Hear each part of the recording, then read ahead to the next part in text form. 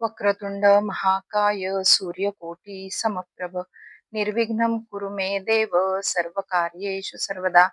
गुरुर्ब्रह्मा गुरुर्विष्णू गुरुर्देवो महेश्वरः गुरुः साक्षात् परब्रह्म तस्मै श्री गुरुवे नमः। कृष्णाय वासुदेवाय हरये परमात्मने प्रणतक्लेशनाशाय गोविंदाय नमो नमः। ओम नमो भगवते वासुदेवाय। सगळ्यांना माझा मनापासून नमस्कार. कालच्या भागामध्ये आपण भगवान विष्णूंचा राम अवतार बघितला आणि राम अवतारामध्ये त्यांच्या बरोबर जी सगळी त्यांच्या लीलांमध्ये जी सगळी पात्र आलेली होती त्यातल्या बहुतांशी बऱ्याच पात्रांच्या बद्दल मी आपल्याला काल माहिती दिलेली आहे की त्यांची कोणत्या जन्माची पुण्याई होती की ज्यामुळे त्यांना राम अवतारामध्ये जन्म घेता आला आणि भगवंतांच्या बरोबर श्रीरामाबरोबर त्यांना कार्य करता आले. जेवढी मला माहिती पुराणातून मिळालेली होती पूर्वजन्माच्या बद्दल तेवढी माहिती मी आपल्याला सांगण्याचा प्रयत्न केला.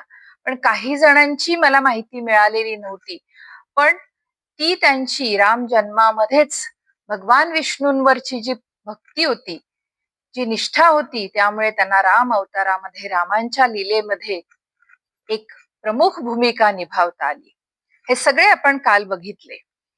आता आज आपण बघणार आहोत श्रीकृष्ण अवतार, भगवंतांचा 8वा अवतार श्रीकृष्ण अवतार. श्रीकृष्ण अवतार हा फक्त कंसवध किंवा महाभारताच्या इतिहासासाठी झालेला नव्हता. हा अवतार म्हणजे नाती, प्रेम, भक्ती, सेवा, मैत्री, वात्सल्य, शरणागती आणि पूर्ण समर्पण याचा अद्भुत मिलाप आहे. साध्या भाषेत म्हणायचं तर हे विद्यापीठच आहे. इथून या सगळ्या गोष्टी आपल्याला शिकायला मिळतात. मी कालच्याच भागामध्ये आपल्याला सांगितलं की भगवंतांचे सगळेच अवतार खूप सुंदर आहेत, खूप छान आहेत, पण कृष्ण अवतार आणि राम अवतारामधून आपल्याला खूप बोध घेता येतो. त्यातल्या त्यात कलियुगामधल्या आपल्या लोकांना, आपण जे मानव आहोत कलियुगामध्ये सध्या, त्या सगळ्यांसाठी हे 2 अवतार अतिशय महत्वाचे मानले गेलेले आहेत. या अवतारामध्ये भगवंतांच्या श्रीकृष्ण अवतारामध्ये आई वडील, बहीण भाऊ, सखा, प्रियकर, गुरु, भक्त, प्रिय मित्र आणि अनेक शत्रू अशी असंख्य नाती श्रीकृष्ण अवतारामध्ये भगवंतांनी जोडलेली आहेत. श्रीकृष्णाच्या नात्या जीवनामध्ये इतकी पात्रे आहेत, म्हणजे मी कालच म्हटलं तुम्हाला की ज्यावेळेला मी हा भाग दशावतार मी ज्यावेळेला सांगायला जाईल त्यावेळेला राम अवतार आणि कृष्ण अवतारावर मला कमीत कमी 2 ते 3 एपिसोड बनवावे लागतील. एवढी त्यांच्याबद्दल माहिती आपल्याला सांगावी लागणार आहे. असं कधी कधी वाटतं की नुसतं श्रीकृष्णावर जरी लिहायचं किंवा रामावर जरी लिहायचं म्हणलं तर खूप मोठा ग्रंथ होईल. म्हणजे माझ्यापर्यंत तसे तर भरपूर लिहिलेले लोकांनी, अगदी प्रगाढ पंडितांनी लिहिलेले ग्रंथ आहेत त्याच्यावर. म्हणजे मला देखील, मी तर साधी आहे, यामध्ये आत्ताच मी सुरुवात केलेली आहे, तरी मला जरी लिहायचं ठरवलं तर एखादा मोठा ग्रंथ, स्वतंत्र ग्रंथ तयार होईल. एवढं त्यांच्या जीवनामध्ये नाती आहेत आणि अशा घटना घडलेल्या आहेत. त्यांच्या जन्मापासून त्यांच्या अवतार समाप्तीपर्यंत अनेक घटना घडलेल्या आहेत. म्हणूनच आपण हा जो भाग आहे या भागामध्ये आपण फक्त त्यांच्या बरोबर जी पात्र होती, लीला करण्यासाठी त्यांनी ज्यांची ज्यांची निवड केलेली होती, भगवान विष्णूंनी निवड केलेल्या व्यक्ती त्यांच्या अवतारामध्ये होत्या, त्यांच्या फक्त पुण्याईचा आपण मागोवा घेणार आहोत. आणि श्रीकृष्ण अवतारामध्ये त्यांना भाग घेता आला आहे त्यांचे कितीतरी जन्मांचे तपश्चर्येचे फळ आहे. आता आपण सुरुवात करूयात त्यांच्या आई वडिलांपासूनच. देवकी आणि वसुदेव. देवकी आणि वसुदेव मी कालच्याच भागामध्ये आपल्याला सांगितलेले होते, माफ करा, कालच्या आधीच्या भागामध्ये मी आपल्याला सांगितलेले होते की पूर्वजन्मीचे सुतपा आणि पृष्णी होते. हजारो वर्ष कठोर तप करून भगवंतांसारखा पुत्र व्हावा म्हणून त्यांनी भगवंतांची आराधना केलेली होती आणि भगवंतांनी प्रसन्न होऊन त्यांना 3 वेळेला वर दिलेला होता, तथास्तु तथास्तु तथास्तु. त्यामुळे 3 वेळेला भगवंतांनी सुतपा आणि पृष्णीच्या पोटी जन्म घेतलेला होता. पहिला जन्म आपल्याला मी सांगितला पृश्नी गर्भ म्हणून जन्म झालेला होता भगवंतांचा, ज्याचा पुराणामध्ये अगदी अत्यल्प उल्लेख आहे. दुसरा जन्म वामन अवतार, तिसरा जन्म श्रीकृष्ण अवतारामध्ये देवकी आणि वसुदेवाच्या पोटी भगवंतांचा जन्म झालेला आहे. अशा प्रकारे त्यांच्या अनेक वर्षांच्या तपश्चर्येचे फळ म्हणून भगवंतांनी 3 वेळेला सुतपा आणि पृश्नीच्या पोटी जन्म घेतलेला होता.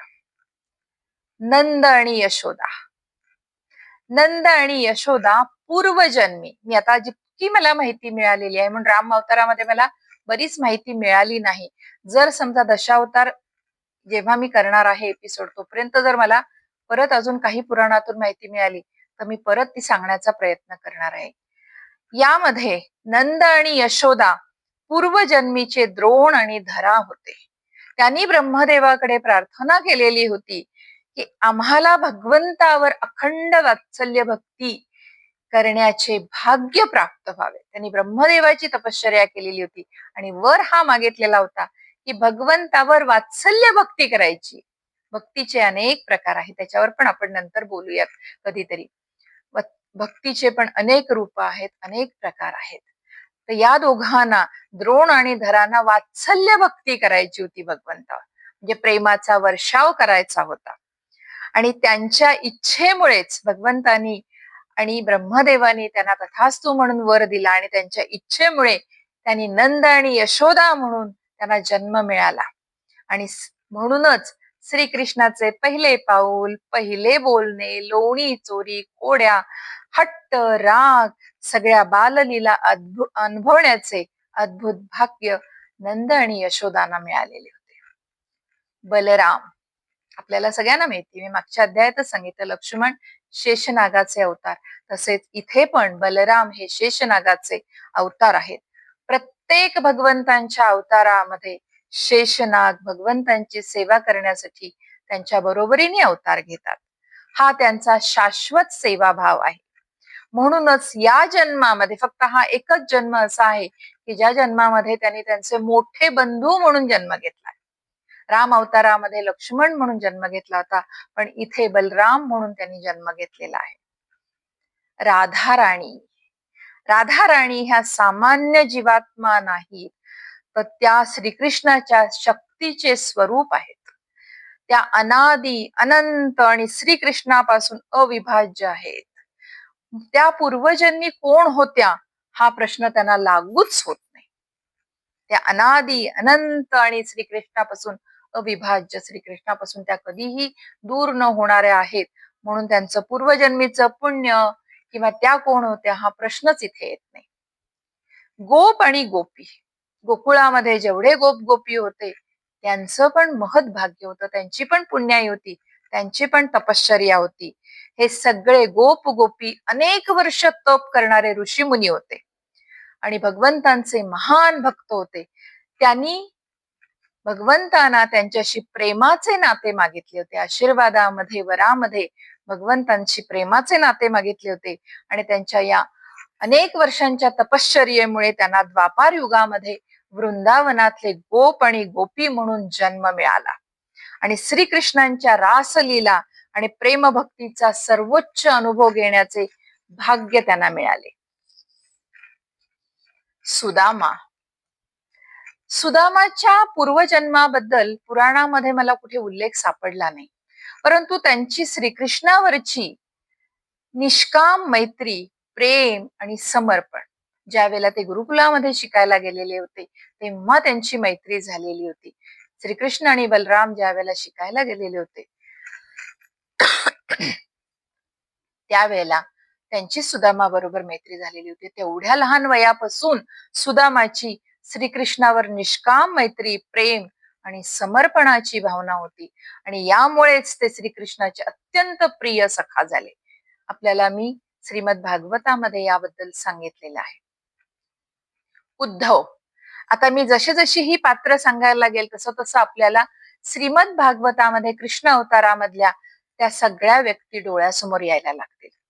उद्धव, उद्धव हे काही परंपरानुसार, काही कथाकार, कीर्तनकार किंवा काही पुराणामध्ये असा उल्लेख आहे की हे देवगुरु बृहस्पतीचे अंश मानले गेले आहेत. त्यांचे श्रीकृष्णावर अखंड प्रेम होते आणि त्यांना ज्ञानही भरपूर होते. त्यामुळे ते श्रीकृष्णाचे अत्यंत निकटचे सखा आणि सल्लागार मानले गेले. अक्रूर आणि कुब्जा, एक एक पात्र मी जशी जशी नावं घेत जाईल तसं तसं आपल्या डोळ्यासमोर तो भाग येईल. आता अक्रूर असं आणि कुब्जा म्हणलं की मथुरेमध्ये श्रीकृष्णांचे येणे हे आपल्याला बरोबर डोळ्यासमोर हा भाग आलेला असेल.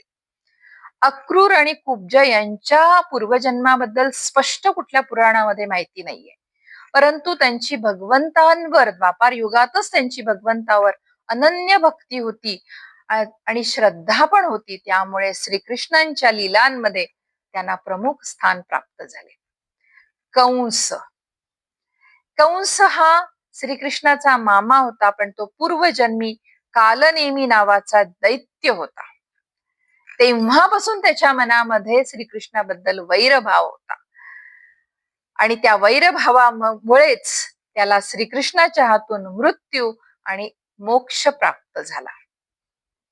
शिशुपाल आणि दंतवक्र, शिशुपाल आणि दंतवक्र हे वैकुंठातले जय आणि विजयचा तिसरा जन्म. सनकादिकांच्या शापामुळे त्यांना 3 जन्म असुर रूपात घ्यायचे होते. भगवंतांचे शत्रू म्हणून त्यांना जन्म घ्यायचा होता. पहिला जन्म आता आपल्याला आठवला असेल, हिरण्याक्ष आणि हिरण्यकश्यपू. दुसरा जन्म रावण आणि कुंभकर्ण आणि हा तिसरा जन्म त्यांचा आहे द्वापार युगातला शिशुपाल आणि दंतवक्र. आणि यामध्येच त्यांना भगवंतांच्या हातून मोक्ष प्राप्त झालेला आहे. म्हणजे तिन्ही जन्म जय विजयचे पूर्ण झाले आणि ते वैकुंठामध्ये प्रस्थान करते झाले. अर्जुन, अर्जुन हे नर ऋषीचे स्वरूप मानले गेले आहेत. अनादी कालापासून त्यांचे आणि भगवंतांचे सख्यांचे नाते आहे, सख्याचे नाते आहे. म्हणूनच श्रीकृष्ण आणि अर्जुन यांची मैत्री ही दिव्य मैत्री म्हणून आणि सनातन मैत्री म्हणून मानली जाते. द्रौपदी, द्रौपदीच्या पूर्वजन्माचा उल्लेख स्पष्टपणे जरी नसला तरी तिची तपश्चर्या, पतिव्रता धर्म आणि श्रीकृष्णावरचा अखंड विश्वास यामुळे तिला श्रीकृष्णाची सखी आणि भगवंतांची विशेष कृपा प्राप्त झालेली व्यक्ती म्हणून ओळखले जाते. मी आता ज्यावेळेला कृष्ण अवतार परत सविस्तरपणे सांगेन आपल्याला, त्यावेळेला हे सांगेन की श्रीकृष्ण द्रौपदीला सखी म्हणून संबोधत असत. त्यांनी तिला बहीण मानलेले होते, पण त्यांचं नेहमी बोलण्यामध्ये तिच्याशी बोलत असताना ते नेहमी सखी म्हणून बोलायचे. पितामह भीष्म, पितामह भीष्म हे 8 वसू मधले देव नावाचे वसू होते. शापामुळे त्यांना पृथ्वीवर जन्म घ्यावा लागला होता. त्यांच्या धर्मनिष्ठ जीवनामुळे, प्रतिज्ञा पालनामुळे आणि भगवंतावरच्या श्रद्धेमुळे त्यांना साक्षात श्रीकृष्णाचे, भगवान विष्णूंचे दर्शन आणि त्यांच्या हातून मोक्ष प्राप्त झालेला होता. ज्या वेळेला महाभारत युद्ध चालू होते, ज्या वेळेला ते धारातीर्थी पडले, शरशय्येवर ज्या वेळेला भीष्म पितामह झोपलेले होते, त्यावेळेला भगवंताने त्यांना त्यांचं स्वतःचे दिव्य चतुर्भुज रूप दाखवलेलं होतं. विदूर, विदूर हे धर्मराज अर्थात यमाचे अंश अवतार आहेत. मांडव ऋषींच्या शापामुळे त्यांना मानव जन्म घ्यावा लागला होता. याबद्दल पण मी आपल्याला नंतर सविस्तरपणे सांगणार आहे की यमराजांना मांडव ऋषींनी कोणता शाप दिलेला होता. परंतु यमराजांची भगवान विष्णूंवर निस्सीम भक्ती असल्यामुळे ते श्रीकृष्णाचे अत्यंत प्रिय भक्त म्हणून त्यांना द्वापार युगामध्ये स्थान प्राप्त झालेले होते. कुंती, कुंतीच्या पूर्वजन्माबद्दल स्पष्ट माहिती मला कुठे उपलब्ध नाही झाली. तथापि तिची भक्ती, संकटामध्ये भगवंतांवर असलेला तिचा अविचल विश्वास आणि तिने पत्करलेली शरणागती, म्हणजे मी मागच्या श्रीमद भागवतामध्ये आपल्याला सांगितलेली कुंतीची प्रार्थना आपल्याला आठवलेली असेल. कुंती भगवंतांची, भगवान श्रीकृष्णांची आत्या, तिने भगवंतांची अत्यंत सुंदर प्रार्थना केलेली होती की मला संकटे येऊ देत, कारण संकटामध्ये मला तू सतत माझ्या बरोबर असतोस, माझा पाठीराखा असतोस, मी तुला विसरत नाही, म्हणून मला सतत संकट येऊ देत. अशी सुरेख प्रार्थना होती, ती आपल्याला आठवत असेल. नंतर पण मी ती पूर्ण प्रार्थना आपल्याला श्रीकृष्ण अवतार ज्यावेळेला मी परत सांगणार आहे दशावतारामध्ये, त्यावेळेला मी ती पूर्ण प्रार्थना आपल्याला सांगणार आहे. रुक्मिणी माता. रुक्मिणी माता ही महालक्ष्मीचे अवतार आहेत. जिथे भगवान विष्णू तिथे लक्ष्मी हे सनातन तत्व असल्यामुळे त्या श्रीकृष्णाच्या प्रथम पत्नी होत्या. सत्यभामा. सत्यभामा ह्या भूदेवीचे स्वरूप मानल्या गेल्या. नरकासुरासाठी त्यांचा अवतार झालेला आहे असे काही पुराणामध्ये सांगितले गेलेले आहे. त्यामुळे सत्यभामेचा पण श्रीकृष्ण अवतारामध्ये एक प्रमुख पात्र म्हणून सहभाग झालेला होता. जांबवंती. जांबवंतीला तिच्या अनेक जन्मांपासून भगवत भक्ती, तिने अनेक जन्म भगवान विष्णूंची भक्ती केलेली होती आणि त्यामुळेच तिला श्रीकृष्णांची पत्नी होण्याचे भाग्य लाभलेले आहे. कालिंदी. कालिंदी या सूर्यदेवाच्या कन्या आणि दिव्य स्वरूप आहेत, म्हणून त्या पण भगवान श्रीकृष्णाच्या पत्नी म्हणून त्यांना पण हे भाग्य मिळालेले आहे. मित्रविंदा, नग्नजिती, भद्रा आणि लक्ष्मणा या सर्वांना त्यांच्या पूर्वजन्मातल्या भक्ती, धर्मनिष्ठा, कठोर तपश्चर्या आणि भगवंतांवरच्या अनन्य प्रेमामुळे श्रीकृष्ण पत्नी होण्याचे भाग्य प्राप्त झाले. 16,100 राजकन्या. नरकासुराच्या बंदीगृहामध्ये ज्या 16,100 राजकन्या होत्या, त्या पूर्वजन्मी भगवंतांची त्या आराधना करत होत्या, भगवान विष्णूंची आराधना करत होत्या, यासाठी की आम्हाला भगवान श्रीकृष्णाची पत्नी म्हणून भाग्य मिळावे, यासाठी त्यांनी पूर्वजन्मामध्ये तपश्चर्या केलेली होती आणि त्या तपश्चर्येच्या पुण्याईमुळेच श्रीकृष्णाने त्यांचा स्वीकार करून त्यांना दिव्य स्थान दिले. आता या सर्व पात्राच्या पूर्वजन्माबद्दल सगळ्याच ठिकाणी अशी खूप माहिती उपलब्ध नाही, परंतु एक गोष्ट मात्र निश्चित दिसून येते की भगवंतांच्या लीलांमध्ये स्थान जन्मामुळे मिळत नाही, तर त्यांच्या अनेक जन्मांची भक्ती, श्रद्धा, कठोर तपश्चर्या आणि समर्पणाचा भाव यामुळे त्यांना भगवंतांच्या लीलांमध्ये स्थान मिळते. आणि म्हणूनच श्रीकृष्ण अवतार आपल्याला काय शिकवतो की भगवंतांशी नाते हे रक्ताचे नसते, तर ते भक्तीचे नाते असते. आता ह्या प्रत्येक ह्याच्यासाठी मी शेवटच्या भागामध्ये पण आपल्याला कुठल्या कुठल्या पुराणांचा आधार मी घेतलेला आहे, कुठल्या कुठल्या पुराणातून मी माहिती माझ्या परीने गोळा करण्याचा प्रयत्न केला आहे, हे मी परत सांगणार आहे. श्रीकृष्ण अवताराच्या बद्दल माहिती गोळा करण्यासाठी म्हणून मी श्रीमद भागवत पुराण, विशेषतः दशम स्कंद यामध्ये ही माहिती जास्त प्रमाणामध्ये मिळाली. विष्णू पुराण, पद्म पुराण, हरिवंश आणि महाभारताचे आदी पर्व, उद्योग पर्व, देवी भागवत, ब्रह्मवैवर्त पुराण, गर्ग संहिता, तसेच काही वैष्णव परंपरातील ग्रंथातून मी माहिती गोळा केलेली आहे. आजचा हा भाग आपला कृष्ण अवताराचा इथेच संपतोय. या कृष्ण अवतारामधल्या प्रमुख पात्रांची पुण्याई आणि त्यांचे भगवंतांशी असलेले दिव्य नाते आपण आज समजून घेण्याचा प्रयत्न केलेला आहे. उद्याच्या भागामध्ये आपण भगवंतांचा 9वा अवतार बघणार आहोत. तोपर्यंत मला अनुमती द्या. बाकी सगळे श्रीकृष्णार्पणमस्तु. कृष्णाय वासुदेवाय हरये परमात्मने प्रणतक्लेशनाशाय गोविंदाय नमो नमः. ओम नमो भगवते वासुदेवाय.